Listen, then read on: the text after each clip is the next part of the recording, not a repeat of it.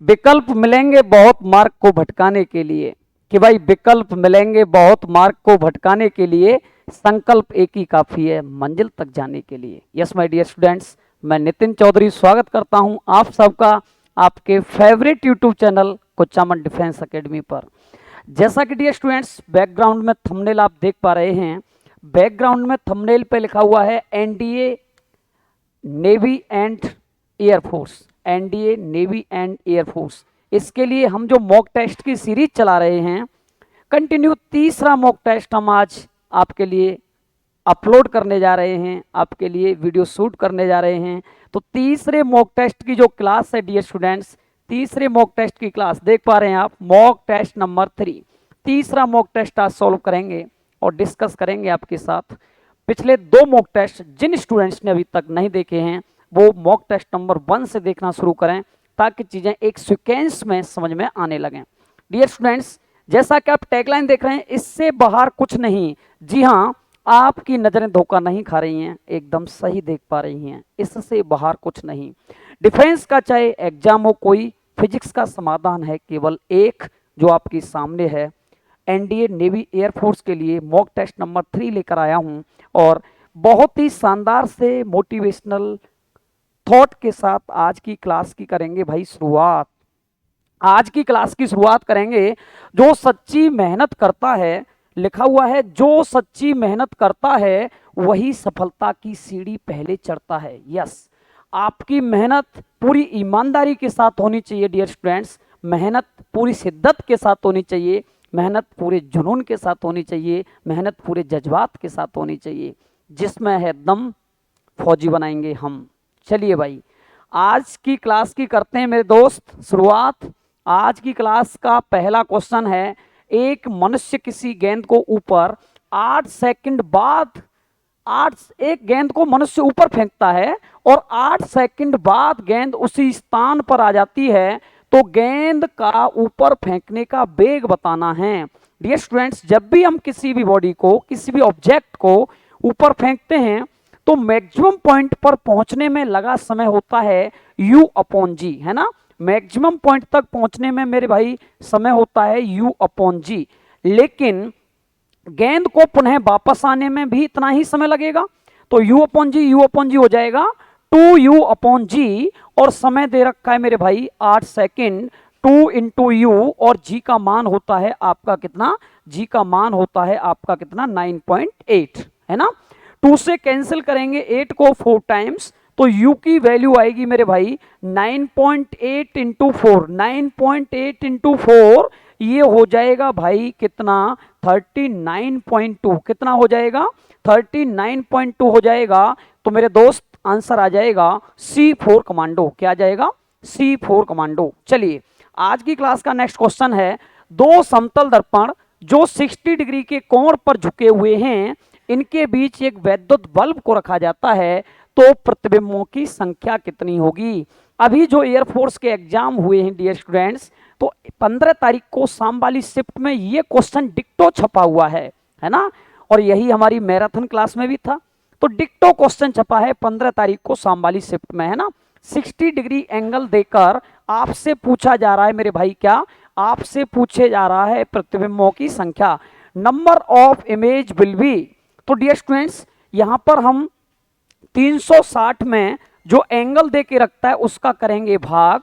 तो यहां पर हमारा जो एंगल है थीटा है, उसकी वैल्यू कितनी है, उसकी वैल्यू है भाई कितना 60 डिग्री, कितना है 60 डिग्री, और ये आ जाएगा कितना 6, ये आ जाएगा 6। तो ये जो नंबर आता है 360/θ की जो वैल्यू है, अगर ये इवन आती है, इवन आती है, कैसी आती है इवन, इवन बोले तो सम, तो number of image, then number of image कितना होता है, नंबर ऑफ इमेज होता है साहब n-1, कुल मिलाकर 6 - 1, that means answer will be 5। यहां पर देखेंगे 5 कहां दिया है, तो किसी भी ऑप्शन में 5 नहीं दिया है, इसीलिए इसका आंसर जाएगा D4 डिफेंस, इसका आंसर होगा D4 डिफेंस। चलिए भाई, आज की क्लास का नेक्स्ट क्वेश्चन, यदि एक पिंड सरल आवर्त गति में गतिशील है तो वेग और त्वरण में कालांतर कितना होगा। एसएचएम के अंदर dear students velocity and acceleration का आपको पूछ रहा है फेज डिफरेंस। तो इसके लिए मैंने आपको डियर स्टूडेंट्स एक ट्रिक बताई थी, दवा। क्या बताई थी? दवा। तो दवाई लेनी है आपको, कैसे लेनी है दवाई? डी का मतलब डिस्प्लेसमेंट, बी का मतलब वेलोसिटी और ए का मतलब एक्सेलरेशन। डियर स्टूडेंट्स, इन दोनों के बिटवीन फेज डिफरेंस पूछेगा तो पाई बाई 2, इन दोनों के बिटवीन फेज डिफरेंस पूछेगा तो पाई बाई 2, और इन दोनों के बीच फेज डिफरेंस पूछेगा तो पाई। यहां पर क्या पूछा जा रहा है? यहां पर पूछा जा रहा है मेरे भाई velocity and acceleration. Velocity and acceleration in दोनों के बीच का, इन दोनों के बीच का तो होता है पाई बाई 2, और इसको डिग्री में लिखेंगे तो कितना? 90 डिग्री। तो इस सवाल का सही जवाब होगा B four border, 90 degree will be correct answer. चलिए भाई, आज की क्लास का नेक्स्ट क्वेश्चन है आपके सामने। वी विभवांतर पर त्वरित इलेक्ट्रॉन से बद्ध डी ब्रोगली तरंगधर लैम्डा है, यदि त्वरक विभव 4v कर दिया जाए, v से विभव कर दिया जाए 4v, तो बताइए जब वेवलेंथ पहले लैम्डा थी तो अब वेवलेंथ कितनी हो जाएगी? जी हां, आपको पूछा जा रहा है कि जब पोटेंशियल v था तो वेवलेंथ लैम्डा थी, पोटेंशियल को 4v कर दिया जाए तो बताइए वेवलेंथ कितना गुना हो जाएगी, है ना?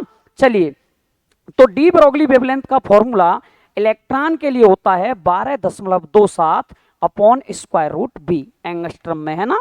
तो यहां पर जो लैम्डा है उसका वी के साथ रिलेशन कैसा है मेरे भाई?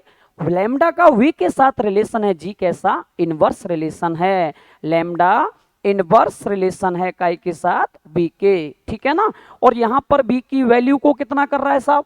बी की वैल्यू को कर रहा है 4b, 4b कर रहा है, तो नया जो लैम्डा डैश होगा 1 अपॉन बी की जगह 4b, और 4 का स्क्वायर रूट आ जाएगा कितना? 2 रूट बी, और 1 अपॉन रूट बी वैल्यू किसकी थी? लैम्डा की, तो लैम्डा बाई 2 लिख सकता हूं इसे।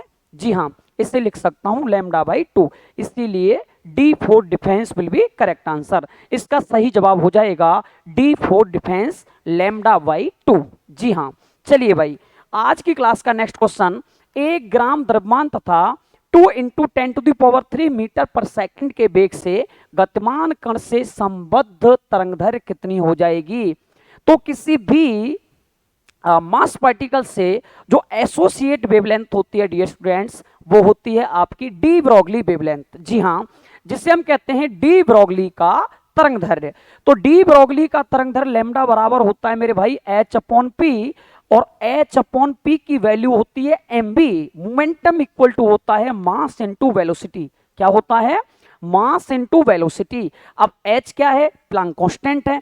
प्लैंक कांस्टेंट की वैल्यू कितनी होती है? प्लैंक कांस्टेंट होता है 6.6 इंटू 10⁻⁻⁴ अपॉन मास कितना है? मास है 1 ग्राम, लेकिन इसको बना दो किलोग्राम। 1 ग्राम में कितना किलोग्राम? 1000 का लगेगा मेरे भाई भाग 10⁻³ इंटू वेलोसिटी कितना? 2 इंटू 10⁻3, 2 इंटू 10⁻3 हो जाएगा, और यहां पर 2 से कैंसिल आउट होगा कितने बार? 3.3 बार, और ये तो हो गया मेरे भाई खत्म, क्योंकि पॉजिटिव नेगेटिव 10⁻0 इसकी वैल्यू आ जाएगी 1, इसीलिए आंसर हो जाएगा 3.3 इंटू 10⁻⁻34, 3.3 इंटू 10⁻⁻34, ठीक है? तो ढूंढेंगे 3.3 इंटू 10⁻⁻34, इसमें कर लीजिए आप इस तरीके से 3.3, है ना? 3.3, इसका जवाब हो जाएगा C4 चेन्नई। क्या हो जाएगा? C4 चेन्नई हो जाएगा 3.3 इंटू 10⁻⁻34। चलिए भाई, आज की क्लास का नेक्स्ट क्वेश्चन, साबुन का बुलबुला सूर्य के प्रकाश में रंगीन दिखाई देता है, साबुन का बुलबुला चमकेगा, बताया था इंटरफेरेंस ऑफ लाइट, प्रकाश का व्यतिकरण, है ना? सूर्योदय सूर्यास्त के समय सूर्य का लाल दिखाई देना, ठीक है ना? तो बताया था प्रकीर्णन। तारों का टिमटिमाना, ट्विंकलिंग ऑफ स्टार्स, बताया था क्या? अपवर्तन, रिफ्रैक्शन ऑफ लाइट। लेकिन साबुन का बुलबुला चमकेगा तो भाई मेरे क्या होगा? इंटेंसिटी और एम्पलीट्यूड का रिलेशन होगा। दैट मीन्स लाइट का कौन सा phenomena? Interference of light. Yes my dear students, व्यतिकरण सही जवाब होगा। इस सवाल का सही जवाब होगा व्यतिकरण, that means interference will be correct answer. चलिए भाई, आज की क्लास का नेक्स्ट क्वेश्चन, 1 मीटर लंबे सरल लोलक का आवर्तकाल। 1 मीटर लंबाई किस सिंपल पेंडुलम की होती है? उसका नाम होता है मेरे भाई, याद करो, सेकंड लोलक, है ना। सेकंड पेंडुलम की लंबाई होती है 1 मीटर। और सेकंड लोलक कौन सा होता है? ऐसा पेंडुलम जिसका टाइम पीरियड 2 सेकंड हो, है ना। सेकंड लोलक का एक तो आपसे पूछा जाता है आवर्तकाल, टाइम पीरियड। अगर टाइम पीरियड पूछेगा तो आंसर होगा 2 सेकंड। और सिंपल पेंडुलम की लेंथ या लंबाई पूछेगा मेरे भाई, तो लंबाई होती है 99.3 सेंटीमीटर। लगभग में इसको लिखते हैं 1 मीटर। कितना लिखते हैं? 1 मीटर। तो इसका सही जवाब जाएगा भाई मेरे क्या, 2 सेकंड। क्योंकि 1 मीटर लंबाई वाला जो सरल लोलक होता है वो सेकंड लोलक होता है, और सेकंड लोलक का आवर्तकाल मेरे भाई 2 सेकंड होता है। इसीलिए इसका सही जवाब जाएगा बी फॉर बॉर्डर। चलिए भाई, आज की क्लास का नेक्स्ट क्वेश्चन, निम्न में से किस गैस में ध्वनि का वेग अधिकतम होगा? तो ध्वनि के वेग का सूत्र बताइए, वेलोसिटी ऑफ साउंड, है ना। तो velocity of sound dear students आप जानते हैं फॉर्मूला होता है क्या? फॉर्मूला होता है गामा आर टी बट्टा एम, है ना, गामा आर टी बट्टा एम। तो इसका वेलोसिटी का जो रिलेशन है, सॉरी, वेलोसिटी का जो रिलेशन है मास के साथ, वेलोसिटी का जो रिलेशन है मॉलिक्यूलर वेट के साथ, वो क्या है? ये वाला, है ना। तो जिसका m सबसे कम उसका वेलोसिटी सबसे ज्यादा। मॉलिक्यूलर वेट जिस गैस के लिए सबसे कम होगा उसका वेलोसिटी सबसे ज्यादा होगा। तो डियर स्टूडेंट्स, सबसे कम मॉलिक्यूलर वेट वाली गैस कौन सी होती है? हाइड्रोजन। क्योंकि हाइड्रोजन से ही तो शुरुआत होती है एलिमेंट की, हाइड्रोजन, हीलियम, लिथियम, है ना।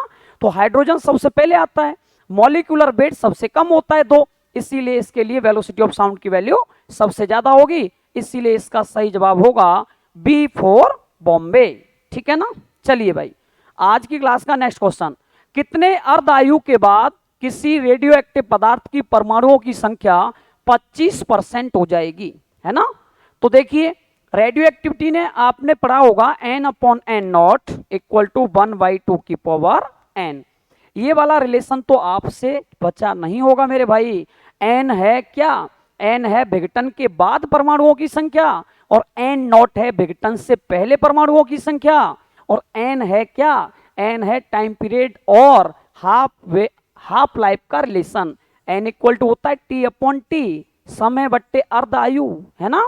तो यहां पर देखिए, ये कह रहा है कि कितने परसेंट बचेगा परमाणु? 25%। 25% मतलब पहले 100 था, बाद में कितने रह गए? 25 रह गए, है ना। 1/2 का पावर n। 25 से 100 को काट दो, 1/4। 1/4 को लिख सकते हैं भाई मेरे 1/2 का पावर 2 और 1/2 का पावर n। देखिए, जब बेस इक्वल होते हैं तो कंपेयर किसका होता है? पावर का होता है। तो यहां पर n की वैल्यू कितनी बचेगी? 2, है ना। तो n की वैल्यू हो जाएगी 2, that means B for border will be correct answer. चलिए भाई, आज की क्लास का नेक्स्ट क्वेश्चन, एक वस्तु 20 सेंटीमीटर फोकस दूरी वाले उत्तल दर्पण से 10 सेंटीमीटर की दूरी पर रखी है, तो प्रतिबिंब की दूरी बताइए, है ना। तो यहां पर डियर स्टूडेंट्स आपको फोकल लेंथ दिया जा रहा है 20 सेंटीमीटर, है ना।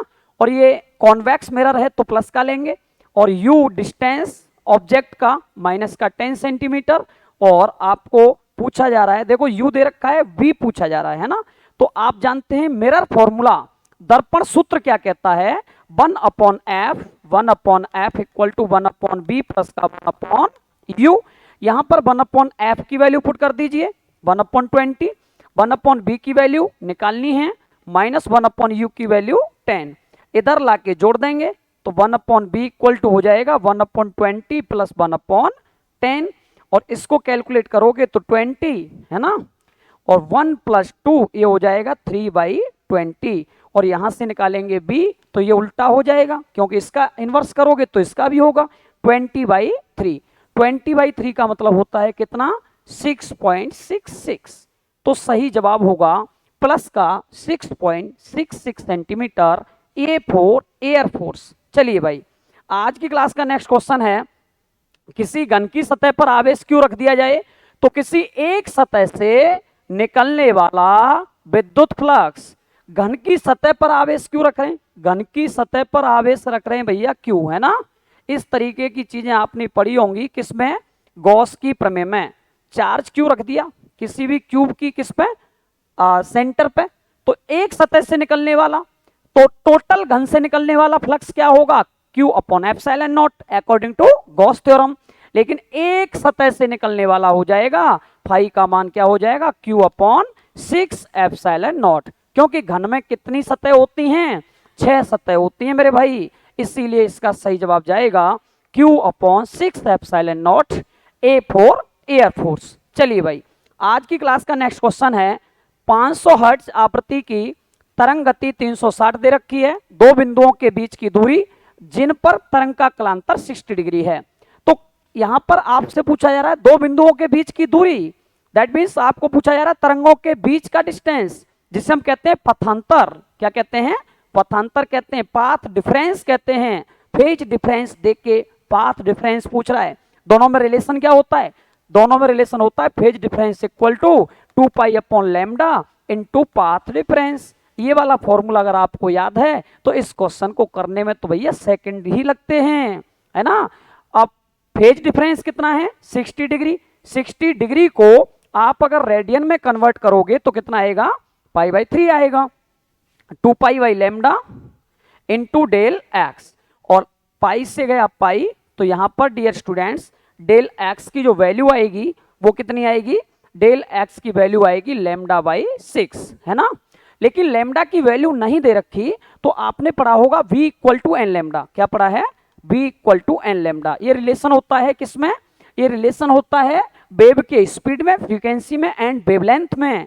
तो यहां से डियर स्टूडेंट्स मैं लैम्डा का मान निकालूंगा, b दे रखा है 360, b दे रखा है 360, n दे रखा है कितना, n दे रखा है 500, कितना दे रखा है, n दे रखा है भैया 500 इंटू लैम्डा, 0 से 0 गया, लैम्डा इक्वल टू निकालोगे तो 36 अपॉन 50, और ये वैल्यू उठा के लैम्डा की कहाँ रख देंगे, यहाँ रख देंगे, 36 अपॉन 50 इंटू हो जाएगा 6, 6 से कैंसिल हो जाएगा कितने बार, 6 बार, है ना, 3 से 2 से कैंसिल कर दो, 3 बाई कितना हो जाएगा 25, है ना।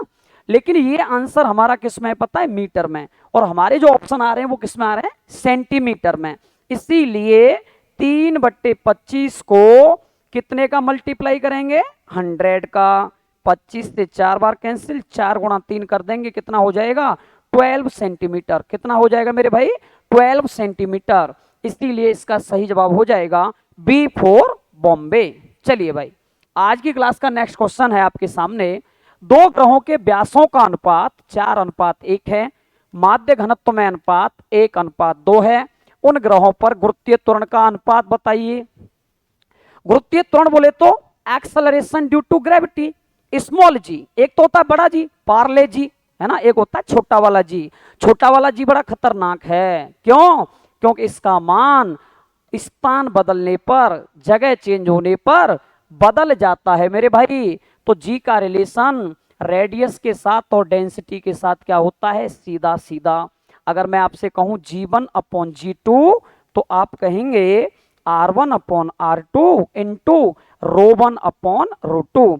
ये रेडियस का रिलेशन है और ये डेंसिटी का रेशियो है। रेडियस में वही रिलेशन होता है डियर स्टूडेंट्स जो डेंसिटी में होता है। अगर डेंसिटी का रेशियो रेडियस में वही होता है जो डायामीटर का होता है।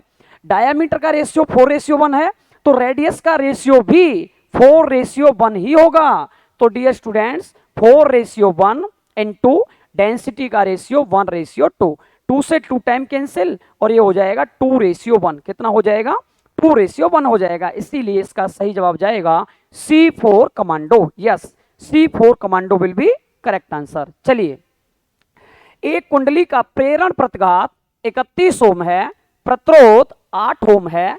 प्रेरण प्रतिघात होता है भैया XL, है ना, प्रतिरोध होता है R, इसके साथ 25 ओम धारितीय प्रतिघात होता है XC।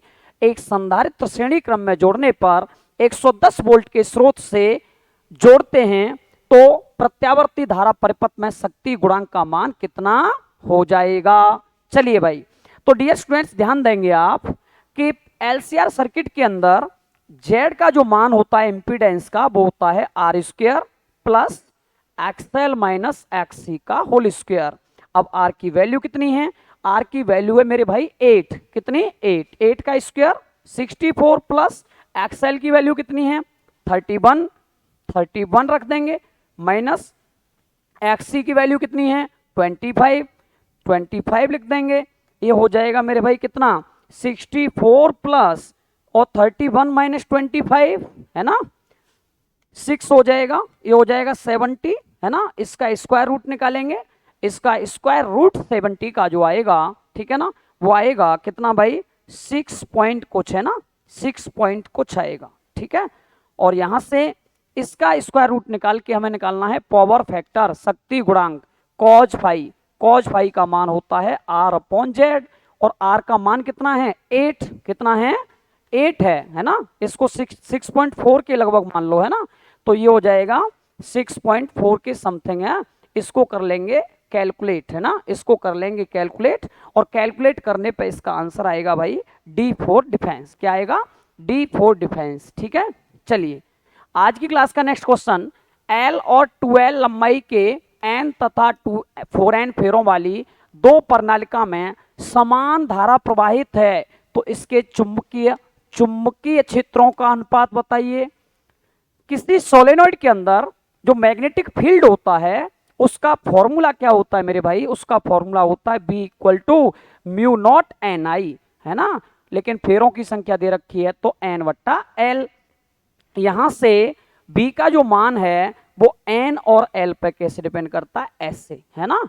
तो नया क्या दे रहा है वो, पहले कह रहा है चुंबकीय क्षेत्रों का अनुपात B1 बाई B2, तो पहले तो था N1 अपॉन N2 और L के साथ रिलेशन L2 अपॉन L1 उल्टा हो जाएगा अकॉर्डिंग टू दिस है ना। अब N1 पहले कितना था N था, बाद में N2 कितना हो गया 4N हो गया, L1 पहले कितना था L था, बाद में L2 कितना हो गया 2L हो गया, L से L गया N से N गया, कितने टाइम कट गया 2 बार, 1:2। सही जवाब होगा 1:2। क्या होगा 1:2 will be correct answer. A for air force इसका सही जवाब होगा। चलिए भाई आज की क्लास का नेक्स्ट क्वेश्चन, ये दो प्रोटॉन 20 mm दूरी पर रखे हैं तथा न्यूट्रॉन का फोर्स दे रखा है इलेक्ट्रॉन का दे रखा है ना। तो नाभिकीय व विद्युत चुंबकीय बल का बल है तब Fn न्यूक्लियर फोर्स, Fe आपका है कौन सा इलेक्ट्रिक फोर्स है ना या इलेक्ट्रोमैग्नेटिक फोर्स। तो इनके बीच रिलेशन पूछ रहा है। तो डियर स्टूडेंट्स मैं आपको बता दूं सबसे ज्यादा जो स्ट्रॉन्ग होता है नेचर में वो आपका न्यूक्लियर फोर्स ही होता है। कौन सा होता है न्यूक्लियर फोर्स होता है। सबसे ज्यादा वीक फोर्स होता है ग्रेविटेशनल फोर्स। कुल मिला के सबसे ज्यादा मजबूत जो बल होता है प्रकृति में, जो मूल बल पाए जाते हैं 4, उनमें सबसे ज्यादा मजबूत होता है नाभिकीय बल और सबसे ज्यादा कमजोर होता है कौन गुरुत्वाकर्षण बल। तो यहां पर नाभिकीय बल जो होगा वो हमेशा क्या रहेगा ज्यादा रहेगा, लेकिन इनके बीच की दूरी क्या रहनी चाहिए, इनके बीच की दूरी रहनी चाहिए ये दे रखा है दो प्रोटॉन 20 mm दूरी पर रखे हैं, 20 mm डिस्टेंस पर रखे हैं। तो ये 20 mm डिस्टेंस के लिए काम नहीं करता है, ये बहुत छोटी दूरियों के लिए काम करता है क्योंकि नाभिक का जो साइज का ऑर्डर होता है वो 10⁻⁻15 मीटर होता है। इसीलिए मेरे भाई इसका सही जवाब क्या हो जाएगा सेम रहेंगे। कैसे रहेंगे सेम, क्योंकि ये जो डिस्टेंस है बहुत ज्यादा दे रखी है, इतनी ज्यादा डिस्टेंस नहीं होनी चाहिए इनके बीच में है ना। 10⁻⁻15 मीटर का ऑर्डर होता है भाई जी है ना। कुल मिला के फर्मी मीटर में होता है साइज किसका न्यूक्लियस का, इसने दे रखा है इतना डिस्टेंस, तो ये काम नहीं करेगा, सेम रहेंगे दोनों है ना। इसीलिए इसका जवाब होगा ए फॉर एयरफोर्स। आगे चलो, एक प्रत्यावर्ती धारा परिपथ में संधारित्र की धारिता दे रखी है और 10⁻⁻⁴ हेनरी का इंडक्टेंस लगाया हुआ है, तो विद्युत दोलन की आवृत्ति क्या होगी है ना। Resonant frequency in LCR circuit है ना, ये फॉर्मूला होता है 1/2 pi square root L upon C है ना। तो 1/2 L और C के मान रख दीजिए। L का मान कितना 10⁻⁻⁴ हेनरी और C का मान कितना 10⁻⁻�6 हो गया। तो 1/2 इंटू 10⁻⁻⁴ -4 और माइनस का 6 हो गया भाई कितना, -10। तो ये बाहर आएगा तो 10⁻⁻5, ऊपर जाके 10⁵ हो जाएगा, नीचे हो जाएगा 2 पाई। और फ्रीक्वेंसी की जो यूनिट होती है वो होती है भाई कितना, हर्ट्ज में, है ना, 10⁵ पाई। इसीलिए इसका आंसर जाएगा C4 commando. Yes, C4 commando will be correct answer. आज की क्लास का नेक्स्ट क्वेश्चन, दो आवेश हैं, एक आवेश है Q से दो पार्ट में तोड़ दिया, Q को दो भागों में तोड़ दिया है ना, एक तो Q1 और एक Q2, ठीक है ना। तो दोनों को R दूरी पर रखने पर उनके बीच प्रतिकर्षी बल अधिकतम, फोर्स की वैल्यू जो होती है ना चार्ज पे ऐसे डिपेंड करती है, Q1 Q2 है ना। तो डियर स्टूडेंट्स मैं आपको बता दूं F की वैल्यू जो मैक्सिमम होगी वो केवल एक ही केस में हो सकती है। कौन से केस में, जब F1 और F2 कैसे हो, सेम हो, कैसे हो, सेम हो, बराबर हो। तो डियर स्टूडेंट्स Q1 का मान और Q2 का मान बराबर होंगे, जब इसके दो टुकड़े होंगे तो Q/2 और Q/2, है ना, दोनों कैसे रहेंगे, सेम। तब फोर्स की वैल्यू क्या आएगी, मैक्सिमम आएगी। तो इसीलिए इसका सही जवाब होगा कौन सा, Q2 और Q1 के मान दोनों ही क्या हो जाएंगे, Q/2 हाफ हो जाएंगे। चलिए भाई आज की क्लास का नेक्स्ट क्वेश्चन, यदि n एक समान चालकों को जिनमें प्रत्येक का प्रतिरोध कैपिटल R है, इनको समांतर क्रम में जोड़ने पर तुल्य प्रतिरोध X है, तो सभी को श्रेणी क्रम में जोड़ने पर तुल्य प्रतिरोध कितना हो जाएगा। n आइडेंटिकल रेजिस्टेंस को सीरीज और पैरेलल में जोड़ने पर इनका जो रिलेशन होता है मेरे भाई, इनका जो रिलेशन होता है वो होता है n²। कितना होता है, n², है ना, n²/1। यहां से RS पूछ रहा है तो n² इंटू RP, और पैरेलल में रेजिस्टेंस कितना दे रखा है इसने, x दे रखा है, तो n² x हो जाएगा इसका आंसर। जी हाँ, इसका सही जवाब होगा B4 बॉर्डर n² x, ठीक है ना। चलिए भाई आज की क्लास का नेक्स्ट क्वेश्चन है, दो प्रतिरोध जिनके मान 10 ओम और 15 ओम हैं, ये समांतर क्रम में लगे हैं, यदि इनके साथ 24 ओम का प्रतिरोध 12 वोल्ट की बैटरी श्रेणी क्रम में लगा दी जाए। देखिए एक 10 ओम है, एक 15 ओम है, ये वाली प्रक्रिया है, जरा ध्यान देंगे सभी। एक 10 ओम है, एक 15 ओम है, 10 ओम और 15 ओम कितने कितने हैं, 10 ओम और 15 ओम। इनके साथ एक श्रेणी क्रम में लगा दो, इनके साथ एक श्रेणी क्रम में लगा दिया और एक बैटरी लगा दी भाई, है ना, ऐसे करके। हैं श्रेणी क्रम में कितना लगाया, 24 ओम, और बैटरी कितने वोल्ट की लगा दी, बैटरी लगा दी आपकी 12 वोल्ट की, कितने की, 12 वोल्ट की, 12 वोल्ट की। तब पूछ रहा है कि इस 15 वाले में करंट कितना होगा, ऐसे पूछ रहा है ना। तो डियर स्टूडेंट्स देखिए जरा, इन दोनों को पैरेलल जोड़ लो, 10 और 15 को, 10 और 15 को पैरेलल जोड़ेंगे तो कितना होगा, 10 × 15 और नीचे 10 + 15, यही तो होता है XY/X+Y। पैरेलल में जब दो रेजिस्टेंस को ऐड करते हैं तो 10 × 15 और 10 और 15 हो गया 25, है ना, 5 से 3 बार, 5 से 5 बार और 5 से 2 बार, 3 × 2 6 हो गया, तो ये आ जाएगा 6 ओम। कितना आ जाएगा, 6। अब 6 और 24 टोटल रेजिस्टेंस जो आ जाएगा, 6 और 24 जोड़ेंगे किसमें, सीरीज में, ये आ जाएगा भाई 6 और 24 30, कितना आ जाएगा, 30 ओम। अब हमें निकालना है पूरे सर्किट के अंदर करंट कितना फ्लो होगा। तो पूरे सर्किट के अंदर तो करंट फ्लो होगा, I बराबर होता है B/R। B का मान कितना है, 12, और R का मान कितना है, 30। R का मान कितना है, 30। लेकिन डियर स्टूडेंट्स ये हमें 15 वाले में पूछ रहा है, किसमें, 15 वाले में पूछ रहा है, तो इसमें जो रेजिस्टेंस है इनका इक्विवेलेंट वो कितना है, 6 है। इसीलिए I बराबर B/R, I बराबर नहीं, B = IR से लगाएंगे, ठीक है ना, B = IR से लगाएंगे तो I = B/R, लेकिन 15 ओम वाले में निकालेंगे तो कितना होगा, I का मान 12/30 × R का मान कितना, 6, क्योंकि हमें निकालना है इसमें 15 वाले में है। 6 से काट दो 5 बार, 5 का भाग दे दो, ठीक है ना, 5 का भाग देने पर जितना आएगा वही इसका करेक्ट आंसर आएगा। इसका आंसर आप एक बार कमेंट सेक्शन में कमेंट कर देंगे कैलकुलेशन के बाद कितना आएगा। चलिए भाई, जूल पर कूलाम किसके समान है, जूल पर कूलाम W/Q, है ना। जूल पर कूलाम होता है भैया वोल्ट, क्या होता है, वोल्ट होता है, 1 वोल्ट होता है इसीलिए इसका सही जवाब जाएगा 1 वोल्ट, है ना। 1 वोल्ट की परिभाषा है ये W/Q वाली, ठीक है। चलिए आज की क्लास का नेक्स्ट क्वेश्चन है, किसी स्थान पर पृथ्वी का चुंबकीय प्रेरण इतना है, बी का मान दे दिया, वेबर पर मीटर स्क्वायर है।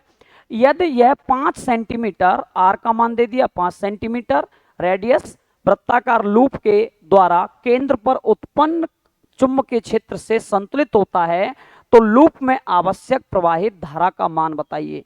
तो वृत्ताकार कुंडली के सेंटर पर, जी हाँ, सेंटर पर जो फॉर्मूला होता है बी का, वो होता है म्यू नॉट I/2R, है ना।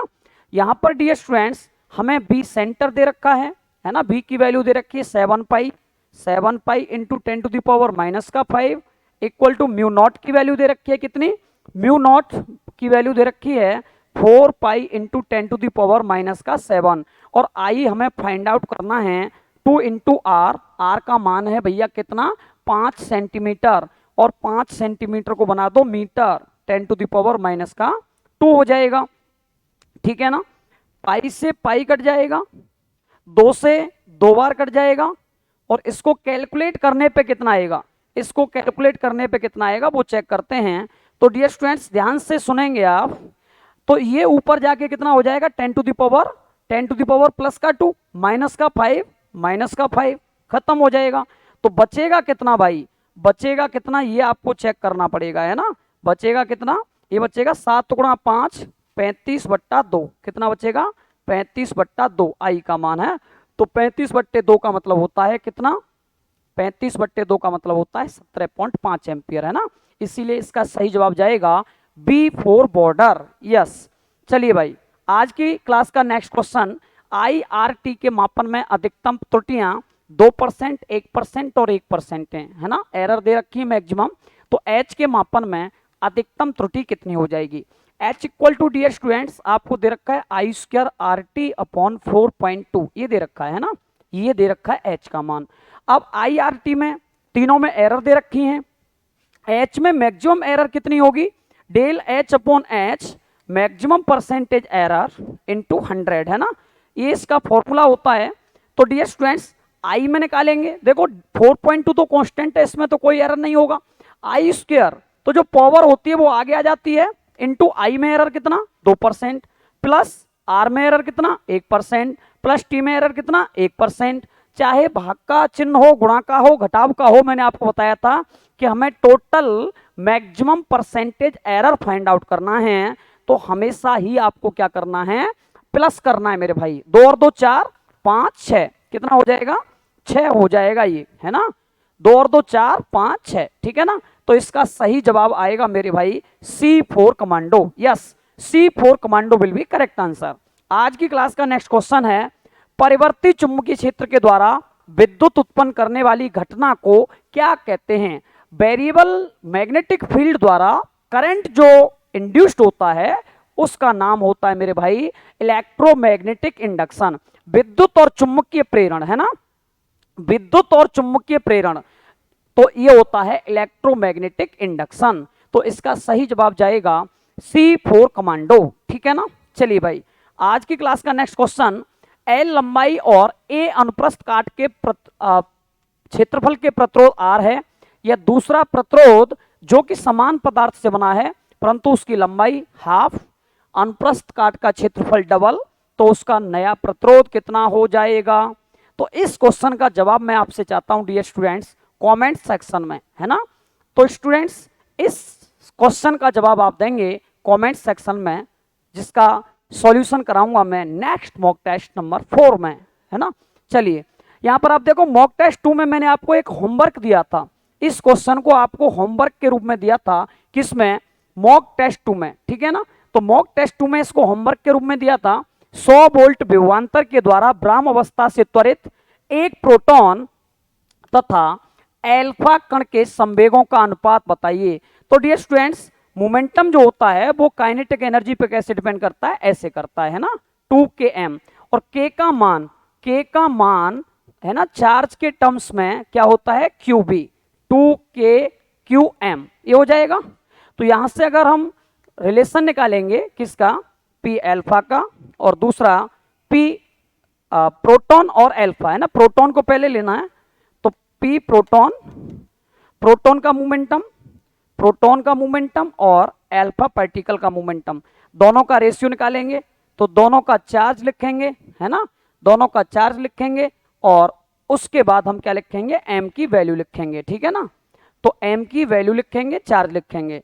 तो यहां से डियर स्टूडेंट्स अगर हम बात करें, अच्छा क्यूब भी लिखना है, के की जगह क्यूब भी लिखना है, सॉरी इसको सही करिए, है तो ये हो जाएगा आपका क्यू बी, है ना, क्यू बी के बराबर होता है क्यू बी, ठीक है, इंटू एम।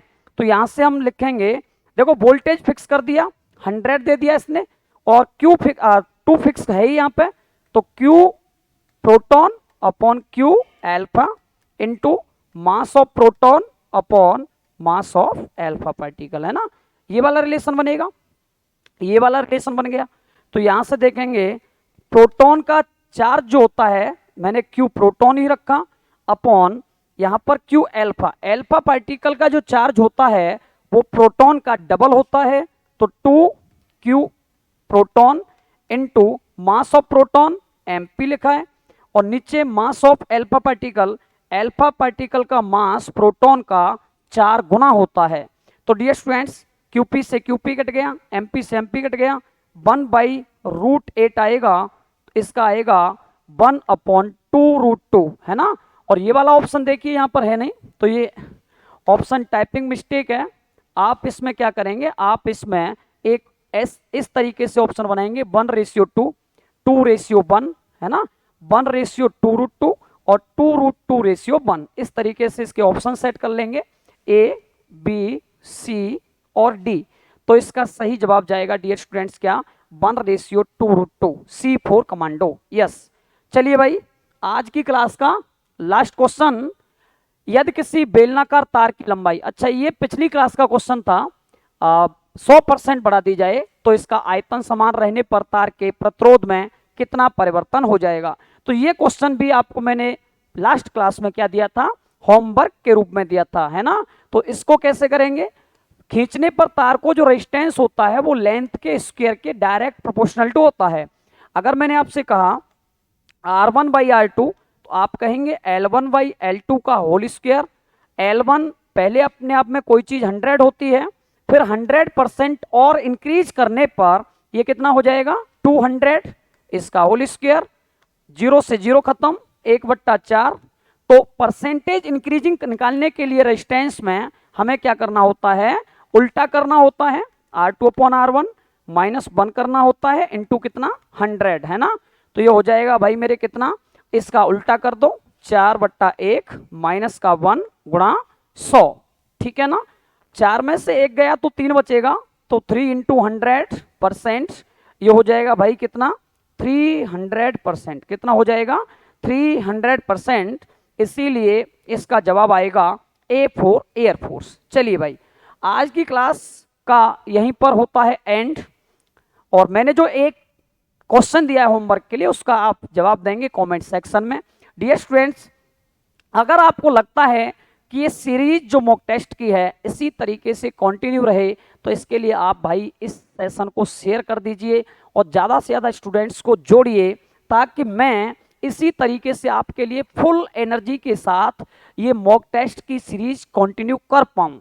डियर स्टूडेंट्स निश्चित ही किसी भी डिफेंस के एग्जाम के लिए ये जो मॉक टेस्ट मैं आपको करा रहा हूँ ये आपके लिए बेनिफिशियल होंगे और आपके लिए हेल्प करेंगे आपके अपकमिंग डिफेंस एग्जाम में। तो डियर स्टूडेंट्स आज की क्लास को यहीं हम डिसकंटिन्यू करते हैं, मिलते हैं आपको नए सेशन में, नए मॉक टेस्ट 4 में एक नई एनर्जी के साथ। आप सभी को जय हिंद, टेक केयर, बाय बाय।